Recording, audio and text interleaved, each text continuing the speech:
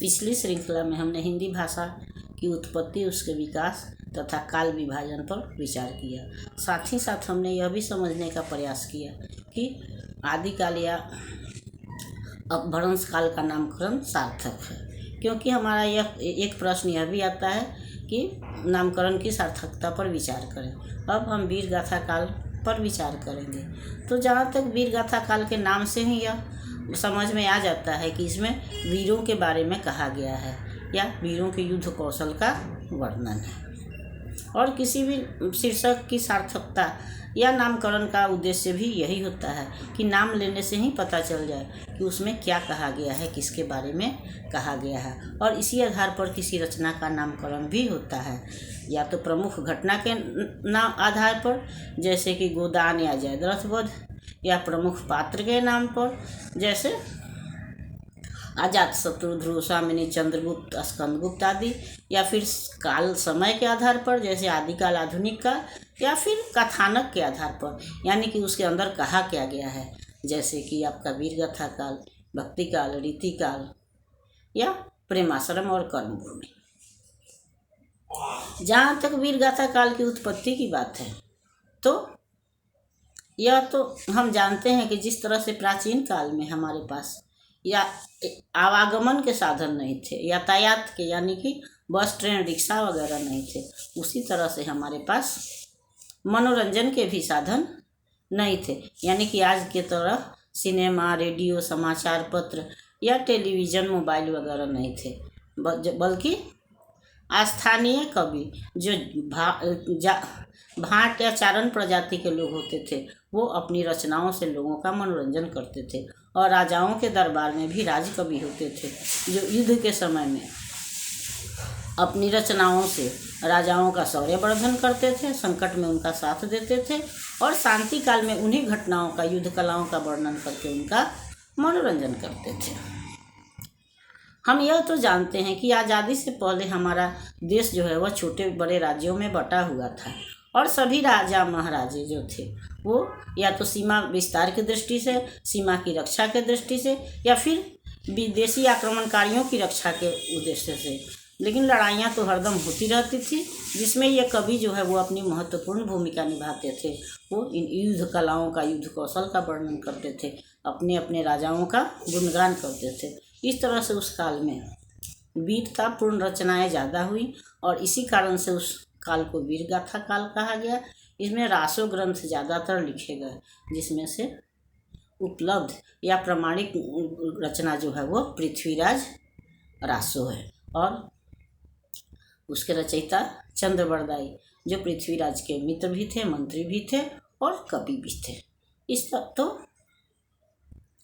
पृथ्वीराज रासो को हिंदी साहित्य की पहली पुस्तक और चंद्रबरदाई को हिंदी साहित्य का पहला कवि होने का गौरव प्राप्त है। जहाँ तक पृथ्वीराज की बात है, तो पृथ्वीराज लक्ष्मीबाई, शिवाजी या महाराणा प्रताप के समान ही देशभक्त भी थे और युद्ध कला में निपुण भी थे।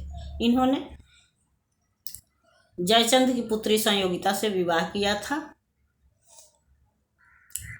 और यह तो हम जानते ही हैं। इनके समय में मोहम्मद गोरी ने अनेक बार भारत पर आक्रमण किया, लेकिन हरदम वह हारता रहा। लेकिन अंत में जब जयचंद ने विभीषण की भूमिका निभाई तो ये गोरी से हार गए, और मोहम्मद गोरी इन्हें बंदी बना करके अपने देश ले गया और इनकी आंखें भी निकाल ली।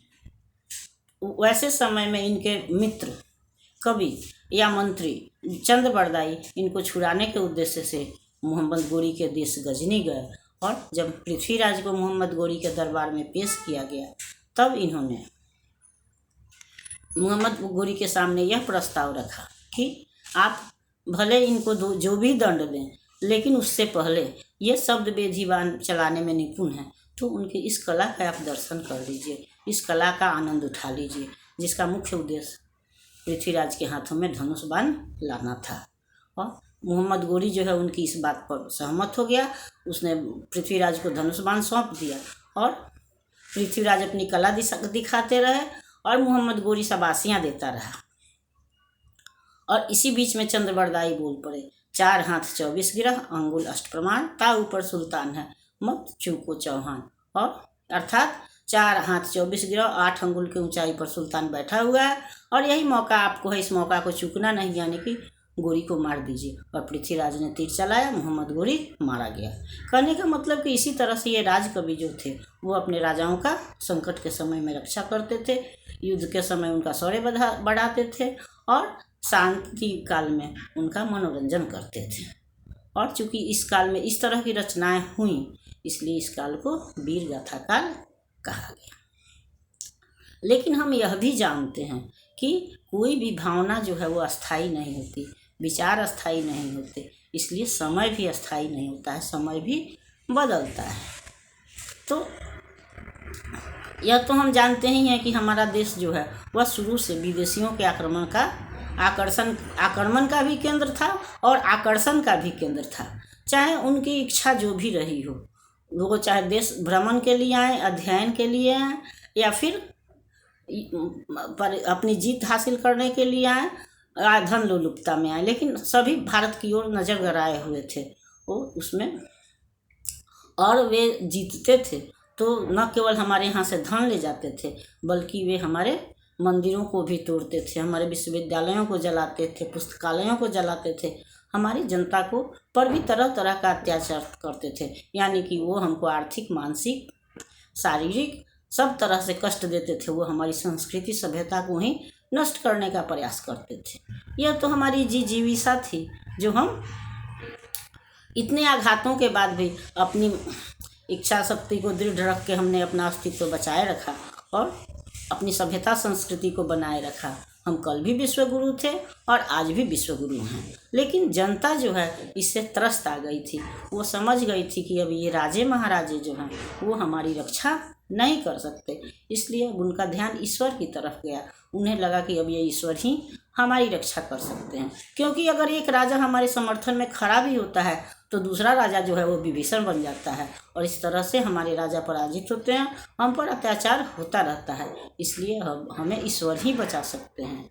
और हम यह भी जानते हैं कि साहित्य जो होता है वो समाज का दर्पण होता है, इसलिए साहित्यकार भी वही रचता है जो कि समाज में घटता है, और वही रचना कालजयी भी होती है, यानी वो सदियों चलती है। उदाहरण के लिए हम रामचरितमानस को ले सकते हैं। तो इस तरह से हमारे यहाँ धीरे धीरे करके वीर गाथा काल समाप्त हुआ और 13वीं शताब्दी में भक्ति काल का उदय हुआ, जिसमें सूर, तुलसी, जायसी, रहीम, रसखान, कबीर, मीराबाई आदि ने प्रमुख भूमिकाएं निभाई, जिस पर कि विस्तृत चर्चा हम लोग अगले इस वीडियो में करेंगे।